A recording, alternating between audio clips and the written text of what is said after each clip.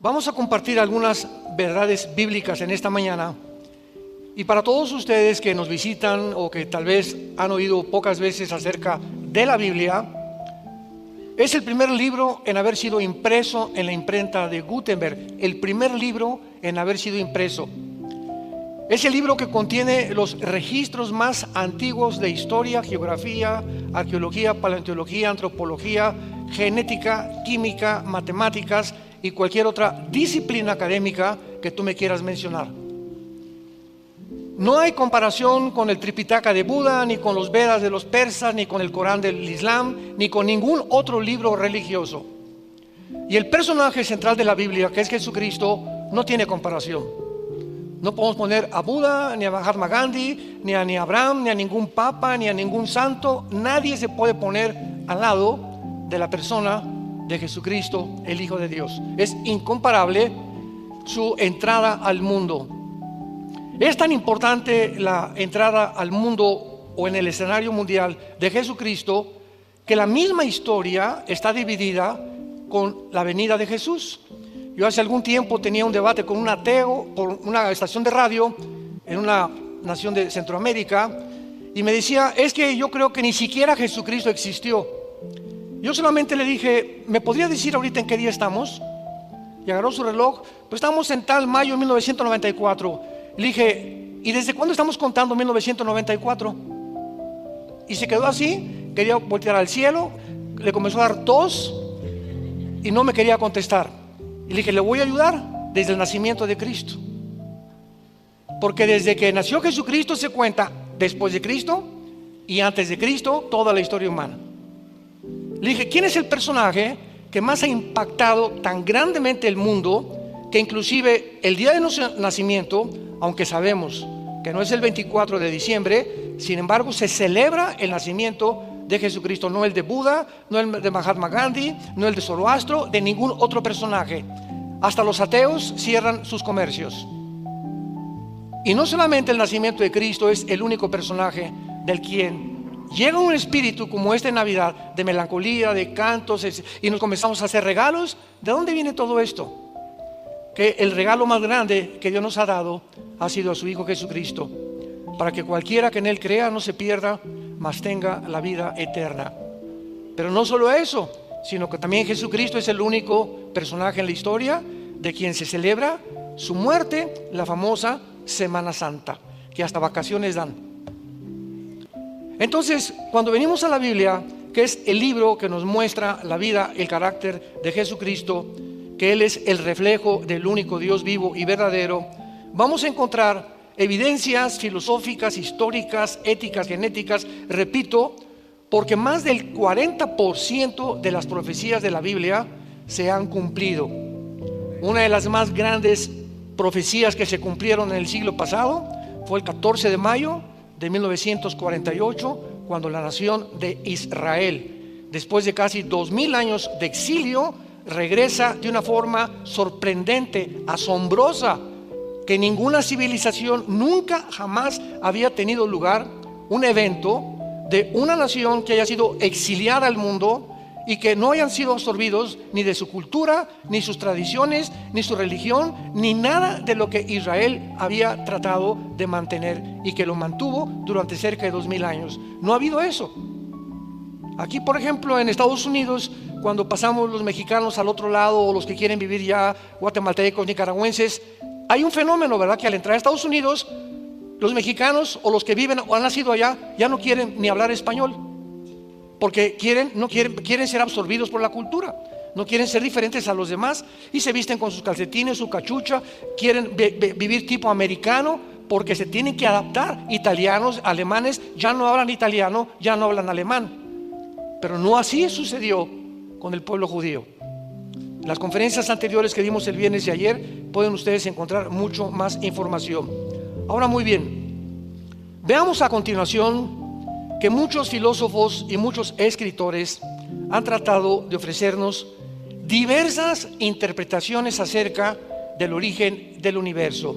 Si hay aquí astrónomos, maestros universitarios, simplemente les recuerdo, o ateos, escépticos, o personas ateas, de que nunca jamás mediante la ciencia se podrá investigar el origen del universo. Primer paso de nuestra tesis: nunca científicamente se podrá probar el origen del universo. Nunca se podrá probar científicamente quiénes somos, ni tampoco hacia dónde se dirige la humanidad. Ni Walter Mercado, ni el chamán, ni los brujos, ni Nostradamus, nadie nos puede decir con la exactitud y los detalles que están escritos en la Biblia.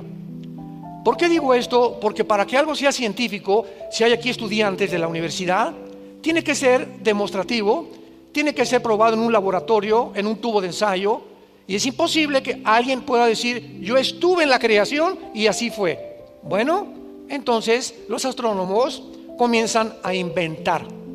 ¿Y qué fue lo que inventaron desde hace más de 2-3 siglos? Que el mundo se inició con una explosión que se llamó el Big Bang, y que a través de esa explosión entonces hubo una mezcla, una sopa de elementos químicos, y se produjo la vida. Y cuando comenzamos a examinar esta teoría, escuchen, que se adoptó como la verdadera teoría del origen del universo en Oxford, en Harvard, en Princeton, en Yale, en la Universidad de México y en las universidades del mundo entero. Y se adoptó además como algo evidencial que podían, y lo escribieron casi científico, que habíamos venido de Chita, que éramos el producto accidental de una evolución, cuando nunca, jamás en la historia se ha demostrado la evolución, porque jamás ha habido la mutación de una especie a otra especie. Y cuando se descubre en 1954 por los doctores Crick y Watson la molécula del ADN, el ácido desoxirribonucleico, se acabó. El 60% de los ateos se convirtieron, al darse cuenta que era imposible sostener mediante los aminoácidos, ni por la segunda ley de la termodinámica, ni por la biología, y menos ahora por la genética. Era una imposibilidad la evolución, y se seguía enseñando en las universidades. Entonces vemos nosotros un mundo, ¿verdad?, completamente confundido, donde los científicos también postulan teorías que no pueden tener ningún sostén científico. Si alguien te dice comenzó por una explosión el mundo y el universo, ¿quién produjo la explosión? Y vamos a seguir con esta línea, como decíamos ayer. ¿Y si hubo una explosión, acaso la materia produce el pensamiento o la conciencia? Pienso, luego vivo, vivo, luego tengo que existir. Y si tengo que existir, tiene que haber una causa. Esta causa no puede estar dentro de mí, esta causa está fuera de mí. Así venían y discernían los filósofos griegos la vida. Platón, Sócrates, la mayor parte de los filósofos llegaron a la conclusión de que tenía que haber un Dios. Nunca descubrieron quién era ese Dios, pero no podían concluir que pudiera ser un accidente en la vida. Es un absurdo, es una irracionalidad filosófica del ser humano. Ahora, ¿cómo se originó la vida, verdad? Nadie nos puede decir cómo se originó la vida. Hace algún tiempo hubo un doctor llamado Sigmund Freud que comenzó a tratar, después de que rechazó la Biblia cuando era joven, de investigar realmente el problema de la conducta, de la mala conducta del ser humano. Entonces Freud comenzó a hacer experimentos con personas con problemas de carácter mental, y los comenzó a hipnotizar. Y al hipnotizarlos, él trataba de, después de la conciencia, pasarla a la subconsciencia, pasarla a otra conciencia, para que de forma inconsciente o subconsciente arreglarlos mientras estuvieran hipnotizados, regresándolos a la conciencia, pudieran estar sanados. Y finalmente atribuyó, es que el problema de los seres humanos está en la sexualidad infantil. ¿Y qué atribuyó Freud al ser humano? Que el problema se encontraba en la mente.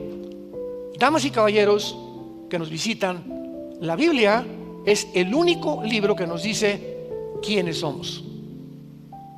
Es lógico. Si yo compro un carro en la Volkswagen y se me descompone, no voy a ir a la Mercedes-Benz a que me lo arreglen. ¿Por qué? Porque ellos no son los fabricantes. Entonces, si algo tiene un problema con mi carro, lo llevo con el fabricante. Y si un problema humano existe, no voy con el psicólogo que me ayude, ni con el psiquiatra, ni con la doctora Corazón. Tenemos que recurrir con el fabricante. ¿Y quién fue el fabricante? Dios, el Dios de la Biblia, el Dios y Padre Jesucristo. ¿Y qué dice Él? Dejemos que Dios nos hable, permitámosle a Dios que pueda exponer realmente lo que la revelación que nos dejó condensada en la palabra de Dios. Y Jesucristo nos dice aquí en la Biblia, a los que lo quieran apuntar, que somos un espíritu, número uno, que tenemos un alma y que vivimos dentro de un cuerpo. Entonces el ser humano no es solamente intelectual, como dicen ateos, es que aquí hay moléculas moviéndose y somos el resultado de líquidos gástricos y las neuronas que expelen también ciertas cosas y ciertas sopas que se conjugan en el cerebro, y de ahí viene el pensamiento. Y vuelvo a repetir, buscan la manera de poder explicarle al ser humano las barbaridades que no pueden explicar, porque ellos no son los fabricantes. Entonces, si somos espíritu, el ser humano no lo sabe. Entonces el ser humano se ha dedicado a ¿qué cosa? Alimentar la mente, o sea, el intelecto, filósofos, ciencias políticas, astronomía, y nada de eso está mal. Y el cuerpo, una buena comida, una buena alimentación, una buena bebida, no Coca-Cola, no harinas blancas, no sal, etcétera. Ejercicio, porque el cuerpo necesita un sostenimiento, así como la mente. Una persona que no lee un libro al mes, te vas a quedar hecho un chorizo. Dicen que en Europa leen 30, 40 libros mínimo los universitarios al año. Cuando se hizo la investigación en el continente americano, ¿cuántos libros se leían en México? Uno cada 3, 4 meses. Con razón. Tenemos que alimentar la mente. Pero ¿cuántas Netflix ves?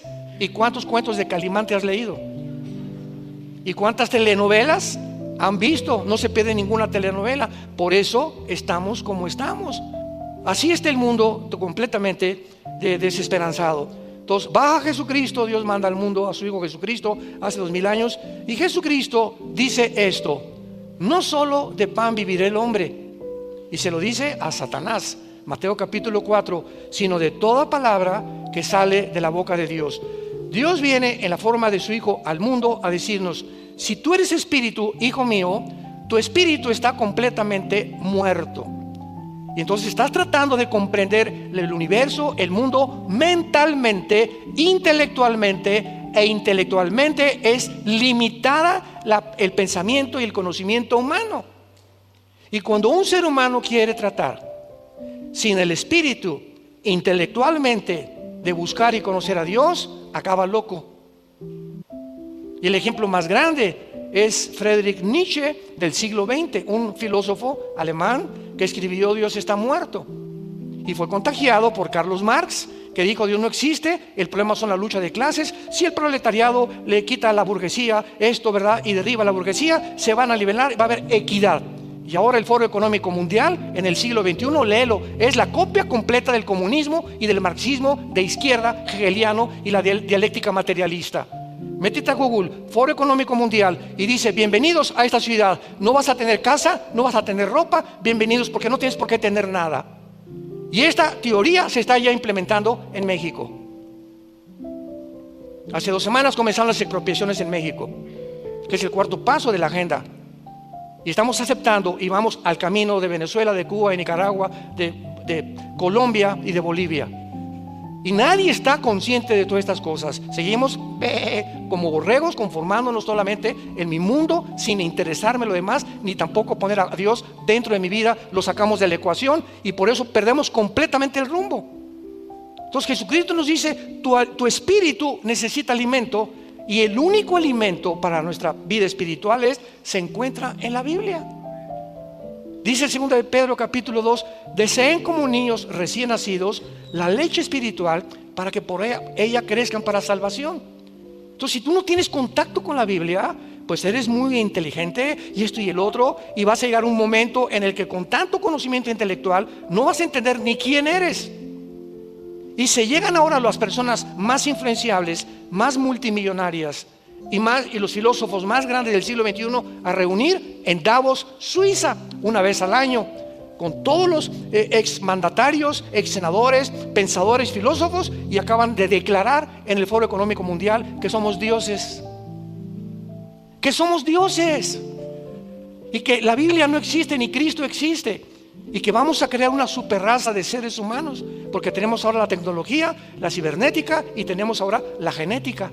para mezclar ya razas y mezclar las características del murciélago, que tiene un radar, y sacar el ADN del murciélago, mezclarlo con el ADN del ser humano o con el ADN de un león para que seamos hombres guerreros, y además con el radar, y mezclar así todos los ADNs cuando la misma genética lo impide. Y se vuelven mutaciones, ¿verdad? Se vuelven cosas híbridas o quimeras que no pueden tener ninguna realidad real, científica. Pero es la locura a la que hemos llegado, hermanos, en Cristo, damas y caballeros. Y tenemos que abrir los ojos para darnos cuenta que tenemos que comenzar a regresar a Dios. ¿Cuál es el verdadero propósito de nuestra existencia? El ateísmo, el humanismo, el materialismo y la evolución afirman que todo es material. Yo lo digo porque yo, antes de convertirme y conocer a Jesús, yo fui ateo. Yo me decepcioné de la religión, no de Jesús, porque crecí en colegios lasallistas, en la primaria, la secundaria, la preparatoria. Jamás nos enseñaron la Biblia, nos enseñaron una religión. Y cuando me dijeron que yo ya quería ser cura, a los 14, 15 años de edad, en el seminario salesiano de Acapulco, Guerrero, y me dijo el arzobispo en una mañana, todos los que éramos como 4 o 5 estudiantes que estábamos puntos, nos entraron como acólitos. ¿Se acuerdan que antes había los acólitos? Y nos enseñaban en latín para que le contáramos al padre. Cuando el padre entra al altar, dice: me introduzco al altar de Dei, y le teníamos que contestar: Adión Coletifica Juventudes Meam. Él dice: me introduzco al altar de Dios a ofrecer el sacrificio de Cristo por los vivos y los muertos. ¿Y qué dice la Biblia? Que ya fue sacrificado. Entonces, ¿qué es lo que estaba diciendo este señor al entrar a un supuesto altar? Que se brincaron la cruz y que ahora tenías que volver a recibirlo con la famosa comunión. Y te tomas la comunión el domingo, y el lunes, martes y miércoles te portas como diablo y la vuelves a tomar otra vez el domingo. O sea, Cristo entra y se sale, entra y se sale. ¿Y qué dice la Biblia? Les doy vida eterna para siempre. Y cuando recibes a Cristo es una vez y para siempre. Comienzo a leer la Biblia, mi hermano me la da, comienzo a leer Juan y me doy cuenta que habíamos sido engañados. Y encuentro que la verdad nos haría libres, se caen las vendas, abrimos los ojos por primera vez y nos damos cuenta cuál es la verdad. Y Jesús lo dijo en Juan 14:6: yo soy el camino, la verdad y la vida.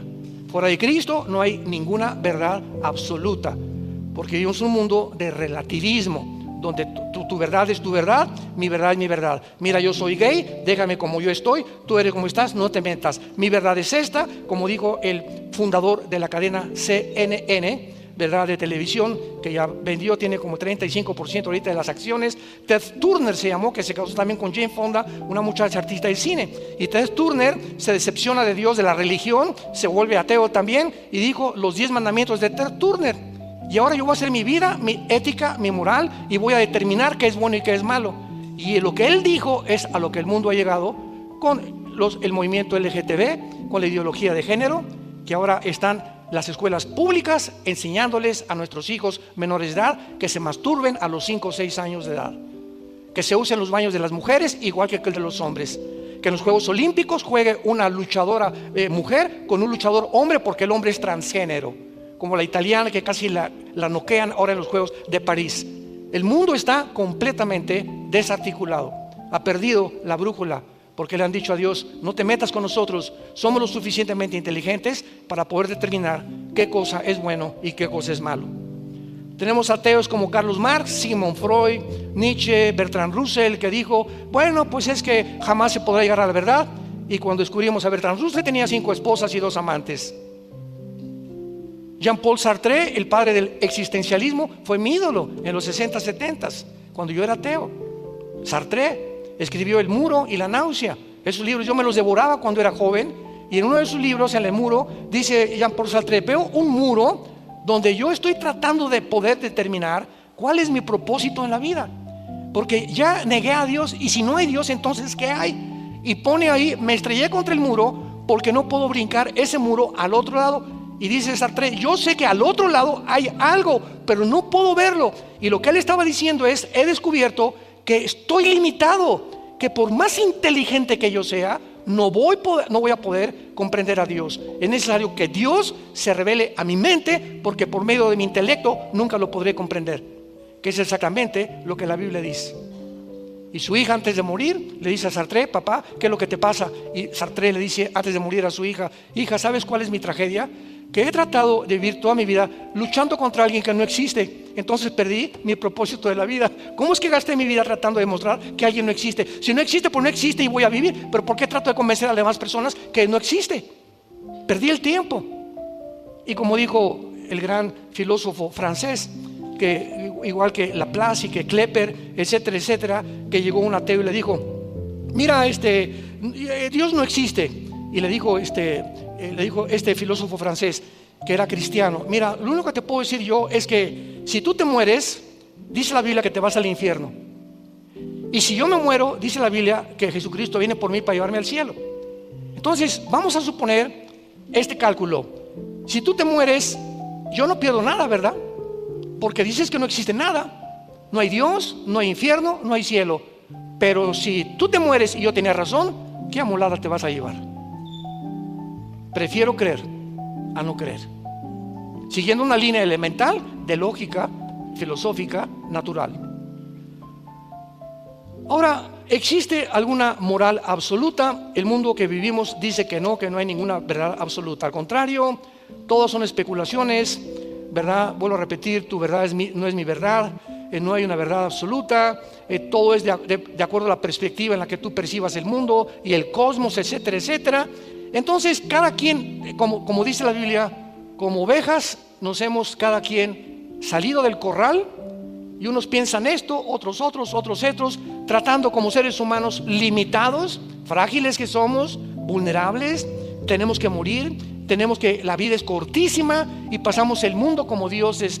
Estoy en un mundo que no entiendo, un cosmos que no sé ni por qué nací, pero yo sé que las respuestas están en mí. No puede haber alguien fuera de mí que me dé explicación de por qué soy como soy. Y esas personas así mueren exactamente, dice la Biblia, igual que como mueren las vacas, igual que como mueren los animales. ¿A qué me refiero? Los animales se despiertan, comen su comida, su cena, y se levantan, comen, otra vez, duermen y otra vez, y así pasa su vida. Y los seres humanos, dice la Biblia, que pasan su vida sin jamás haber descubierto que el Dios que existe tiene un propósito para tu vida. Has vivido en las tinieblas, naciste en las tinieblas, viviste en las tinieblas, alcanzaste y fuiste presidente, y 5 compañías como Steve Jobs, el que fundó la famosa, ¿verdad?, red de Apple, muere y dices que con todos los millones que yo tuve, murió de cáncer porque buscó brujos para que lo curaran. Dice Steve Jobs: jamás se puede descubrir la verdadera razón por la cual existí. ¿De qué me sirvió ser multimillonario? Jesucristo dijo: ¿de qué le sirve al hombre ganar el mundo si pierde su alma? ¿De qué te sirvió ser y tener el poder que pudiste adquirir y el dinero que alcanzaste? Y ya fuiste diputado, y ya fuiste gobernador. ¿Y después qué? ¿Que no sabes que la vida se te tiene que acabar? Y cuando se te acabe la vida, ¿qué es lo que vas a poder abrir al abrir los ojos? ¿La condenación eterna o el cielo que Jesucristo viene por nosotros? Y tenemos una sola vida para decidir lo que queremos hacer con nuestra vida. Ahora, muy bien, en Juan capítulo 17, que es una de las oraciones más maravillosas que se encuentran en la Biblia, Jesucristo ora al Padre antes de morir. Y podemos contestar en este pasaje realmente cuál es el propósito por el cual tú y yo nacimos. A los jóvenes se les enseña: hijo, busca una profesión donde hagas dinero. ¿No es cierto? No, papá, quiero ser futbolista. Pues mira, va a estar muy difícil, que ser como Messi o como Cristiano Ronaldo, ¿verdad? Todos a morir de hambre. Quiero ser músico. No, pues mira, búscate una profesión donde hagas dinero. Siempre estamos impulsando y motivando a nuestros hijos el dinero, el dinero, el dinero. Y cuando esos padres se mueren, los hijos como alacranes están esperando que se muera el viejo para ver qué herencia les dejó. Y cuando tú te mueras y les dejaste $5 millones a tus hijos y todo lo que tú trabajaste, ¿para qué lo hiciste? Para dejárselos a hijos tuyos, a una herencia que tú dejaste, que nunca les hablaste de la vida eterna ni el propósito por el cual vienen a vivir. Tú le dejas a un hijo tuyo dinero, ese hijo se va a echar a perder y se convierte en una maldición para su vida. Pero si tú te mueres y tus hijos no tienen ni un petate donde acostarse, pero con la seguridad que tu hijo, mi Panchito y mi Carmelita, tienen a Jesucristo, te mueres en paz porque Dios se va a encargar de ellos. Y Dios los va a bendecir tarde o temprano. Y Dios va a hacer que les vaya bien en la vida tarde o temprano. Te mueres en paz. Entonces veamos los valores desde la perspectiva bíblica, desde la perspectiva divina. ¿Para qué vives? ¿Para hacer dinero? ¿Para hacer fama? ¿Publicidad? ¿Para que seas conocido? ¿Para que tengas poder? Porque dicen, bueno, pues es que si tengo dinero ahora tengo poder. O para pertenecer a un partido político donde están todos y ahí está el pastel, pues me voy a hacer el pastel. Y mis convicciones filosóficas, estadísticas, etcétera, etcétera, los derrumbo. La familia no importa, el matrimonio no me importa, ni mis hijos tampoco. Quiero poder. Quiero pertenecer a ese grupo político. Quiero pertenecer a ese grupo de intelectuales. ¿Por qué? Porque quiero ser entre ellos. Quiero ser grande. Y acabas recogiendo basura y sacrificando a tu familia por el ego tan grande con el cual el ser humano ha nacido. Dice Juan 17, Cristo antes de morir, estas cosas habló Jesús, levantando los ojos al cielo, y dijo: Padre, la hora ha llegado, glorifica a tu Hijo para que también tu Hijo te glorifique a ti. Como le has dado, vean lo que dice Jesús, que Él recibió del Padre una potestad, o sea, un poder. Dios le dio a su Hijo al venir al mundo un poder sobre todos los seres humanos, sobre toda carne. ¿Para qué? Para que Él nos diera la vida eterna. A todos los que le diste. ¿Y qué es la vida eterna? Que te conozcan a ti, al único Dios verdadero, y a Jesucristo a quien tú has enviado. Dios manda a su Hijo para decirnos: diles que son peregrinos, que somos extranjeros y estamos habitando un mundo temporalmente, y que la vida no se acaba con la muerte. Y yo tengo que demostrarles que la vida no se acaba con la muerte. ¿Y qué hizo Jesucristo? Es crucificado, muerto, enterrado y resucitado a los 3 días. Y la resurrección de Cristo es la base fundamental, el bastión del cristianismo. El cristianismo no podría existir si Cristo no hubiera resucitado.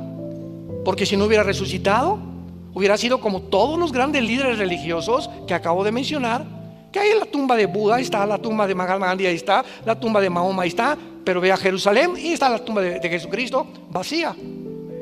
Y no solamente eso, sino las pruebas históricas que existen de la resurrección de Jesucristo. Entonces, si Jesucristo no resucitó, nosotros tampoco vamos a resucitar. Y si no hay resurrección de muertos, comamos, vivamos. ¿Para qué le soy fiel a mi esposa? El que no tranza no avanza. Aquí se trata todo de hacer dinero. Pues voy a chantajear, voy a defraudar, no voy a pagar mis deudas, voy a tratar de tener amigos por intereses políticos o económicos nada más.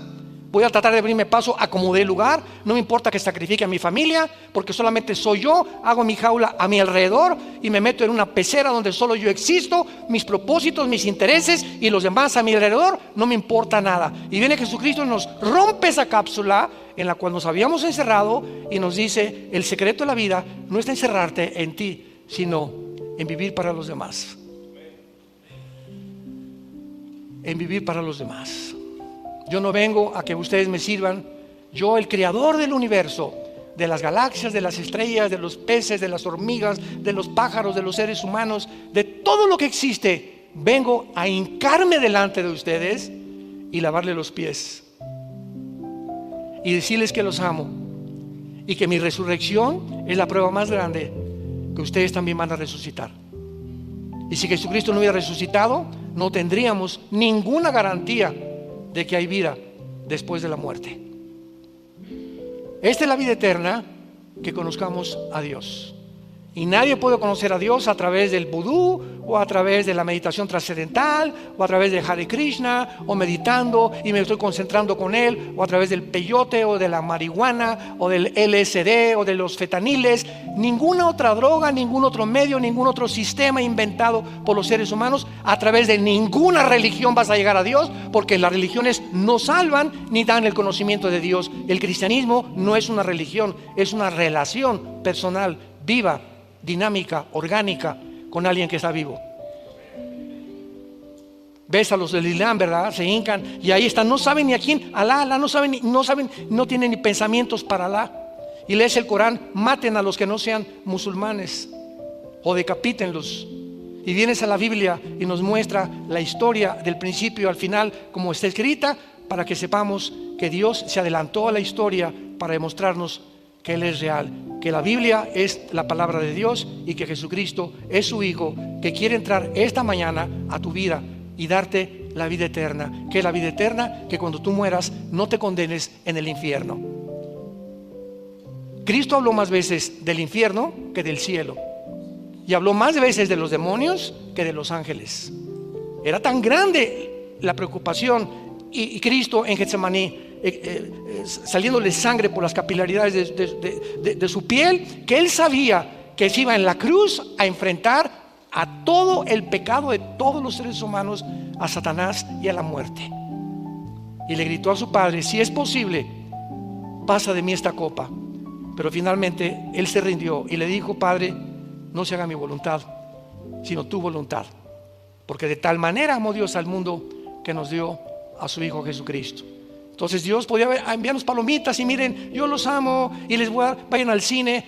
Cualquier religión salva, sigan cualquier religión, pero Jesucristo desde el cielo nos manda un mensaje. No hay manera que tú tengas contacto conmigo si antes no conoces a mi Hijo en la cruz.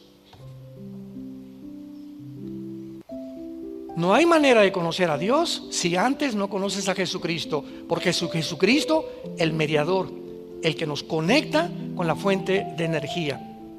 Y si tú crees esto, tienes la vida eterna. Y cuando tú mueras, morirás en paz y abrirás tus ojos y tendremos miles de ángeles a nuestro alrededor que nos llevarán a la presencia de Dios. Y ahí podrás saber, valió la pena en la corta vida que Dios me dio haber creído en el Hijo de Dios.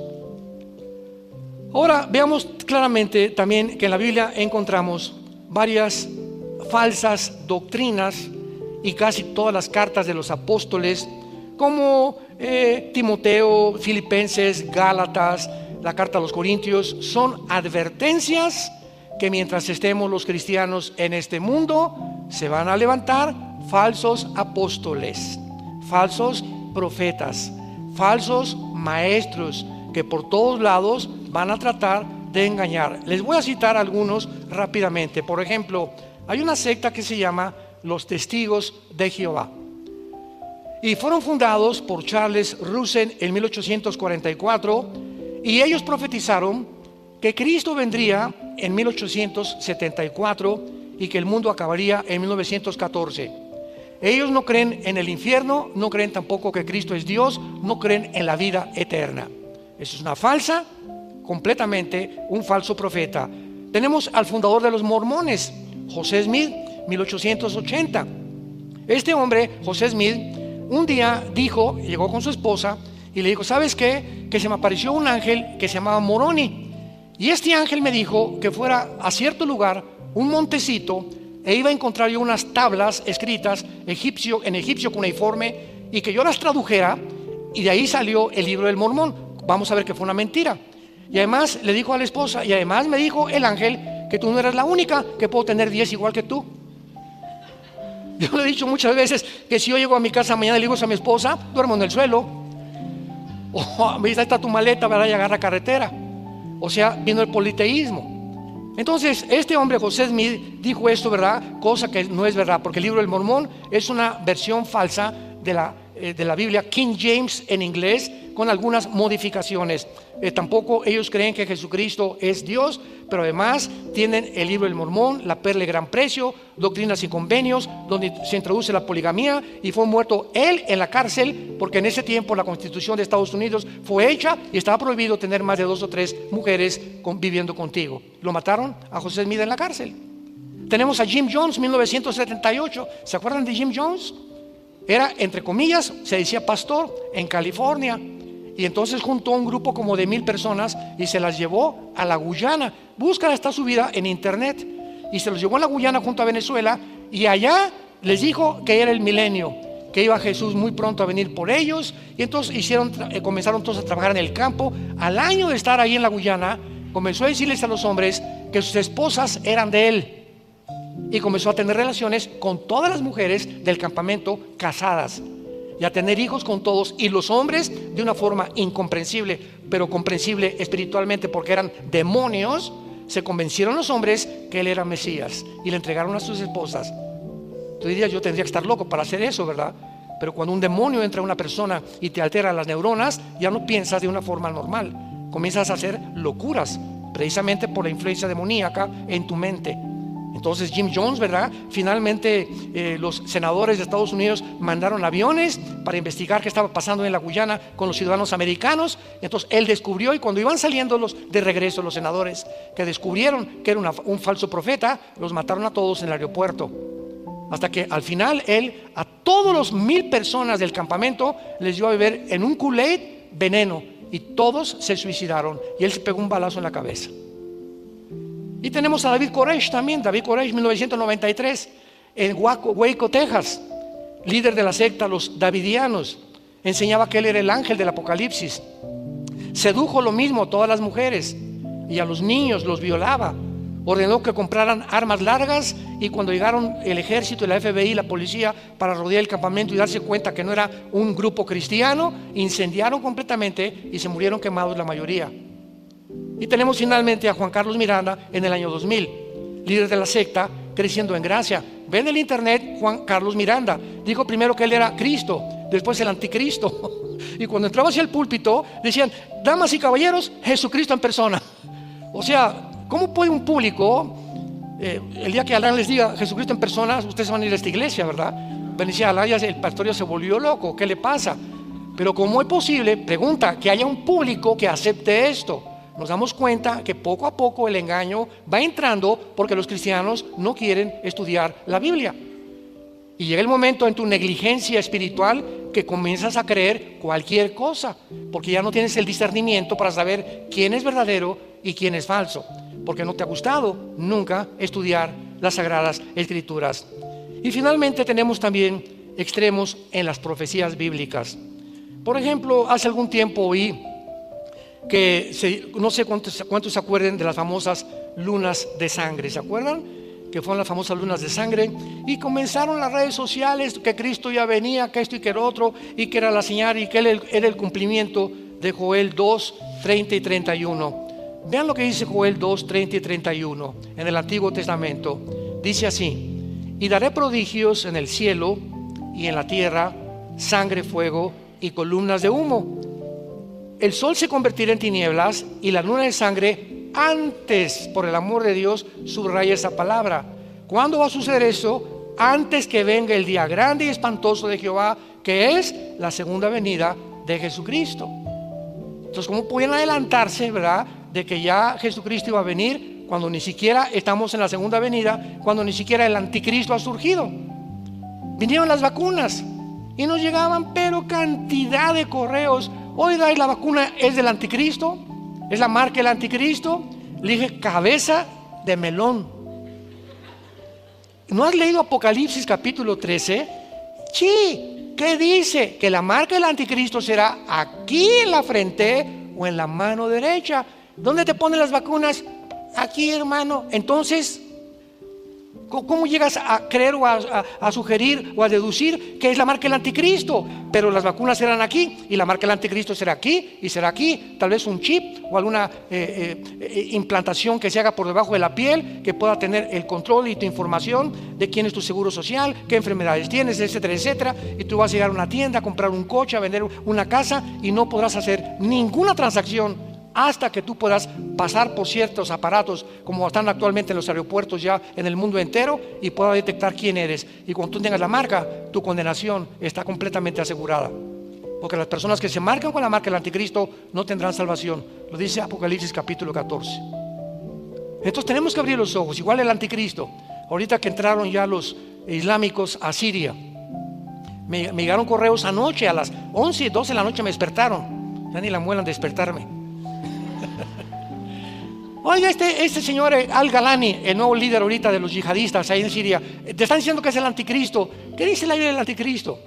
que va a surgir cuando se junten 10 naciones, 5 de Europa, ya lo hablamos ayer, y 5 del Medio Oriente. Y una vez que haya un G10 de naciones, 5 de Europa y 5 del Medio Oriente, porque Europa va a quedar sola, Estados Unidos va a caer tarde o temprano, Rusia va a caer, va a quedar como un pollito desamparado. Europa va a tener que pedir el petróleo al Medio Oriente, y se van a unir Europa con el Medio Oriente. Y cuando esta unión haya, y la leamos en los medios de comunicación, de uno de estas 10 naciones saldrá el anticristo. Y lo hemos repetido tantas veces, lo enseña la Biblia por todos lados. Y el anticristo va a ser islámico, va a ser musulmán. Y va a salir exactamente de donde está ahorita la rebelión, en Siria y entre Irak. Porque en el Antiguo Testamento, Babilonia, que era la cabeza del estado de Nabucodonosor, era Babilonia, que es Irak, Siria y el Líbano, o sea, la antigua zona de la Mesopotamia, que significa tierra entre dos ríos, entre el Tigris y el Éufrates. Entonces, ahorita la zona geográfica donde acaban de derrocar al presidente de Siria, y Rusia se sale e Irán se sale, inconcebible, porque Rusia tenía en Siria la única base naval al Mediterráneo. Y el hecho que Putin no haya hecho nada, sígame con cuidado, el hecho que Putin haya dejado que Assad, no se dicen que nadie sabe dónde está, pero no lo defendió, ni Estados Unidos lo defendió, y entraron los yihadistas. ¿Qué significa esto? Que Rusia está a punto de caer también. Pero acuérdense cuando cayó el comunismo en 1991, que Mikhail Gorbachev dijo, es que teníamos desde los 80s 10 años con una vida de bluff. La Unión Soviética era una fachada donde todo el mundo, Rusia y el poder, estábamos en la pobreza, dijo Gorbachev. Sacamos a Dios y nos alejamos del capitalismo. Y ahorita igual en sus últimos, Putin, voy a usar las bombas nucleares y voy a hacer esto por el otro. ¿Y por qué le pidió 25,000 soldados a Norcorea hace como 3 o 4 semanas? Porque no ha podido con la guerra de Ucrania.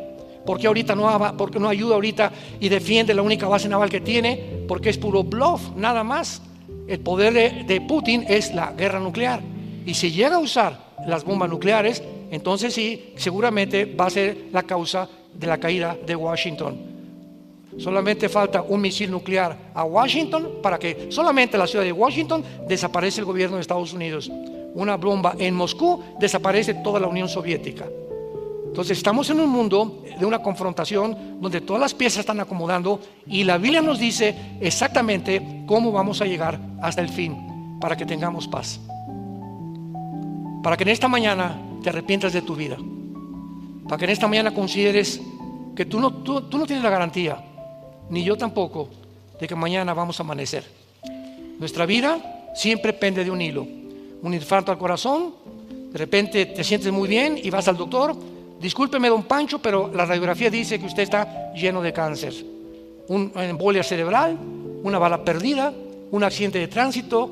Ni tú ni yo sabemos que mañana vamos a vivir. La Biblia dice, como tú no sabes y tu vida es tan inestable y tan incierta, acuérdate y no te endurezcas cuando oigas su voz. No se endurezcan cuando ustedes oigan la voz de Dios. Y esta voz que es a través de la Biblia, yo no soy la voz de Dios, es la Biblia. Yo cito y les digo lo que dice la Biblia. Yo no soy profeta ni apóstol, soy un simple pastor que comparto este mensaje hace 47 años para decirles a ustedes, este libro dice, no digan, el pastor dijo, la Biblia dice que te arrepientas por cuanto Dios ha establecido un día en el que va a juzgar a los vivos y a los muertos. Va a haber un juicio